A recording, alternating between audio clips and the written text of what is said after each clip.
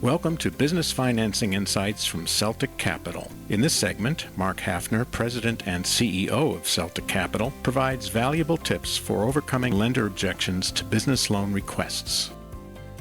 So there are a few reasons why banks will turn business owners down on financing.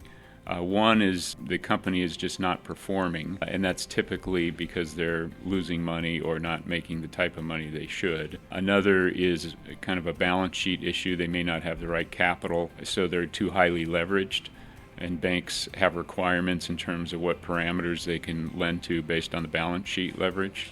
And another is the business and where it is. So it could be that the business is brand new in business, or it could be it's in a high growth mode. Banks typically don't like to see high growth in a business because usually that growth will outstrip their capital and then they become too highly leveraged.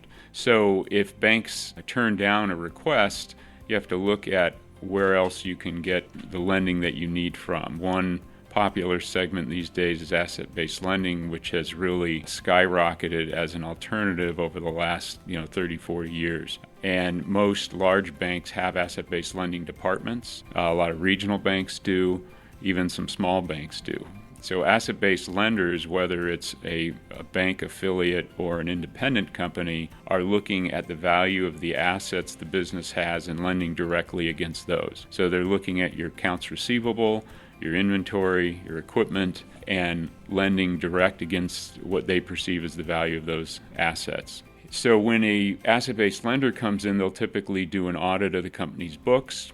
After that, there may be a meeting set with the borrower to discuss their findings. There may be some negatives in the audit that the lender wants to review. So the borrower should be proactive with that. Find out what's the agenda for the meeting, what does the lender want to cover so they can be properly prepared. If the business owner doesn't have the information readily available, how are they going to get it? Is it just internally their CFO needs to be involved? Do they have to get their CPA involved or what have you? But be prepared for the meeting. Have a clear plan on what they want to do and where they're headed as a business. Have realistic projections. If they hand the lender projections that are like a hockey stick, the lender's going to dismiss them out of hand. Very, very rarely do projections that look like a hockey stick ever pan out.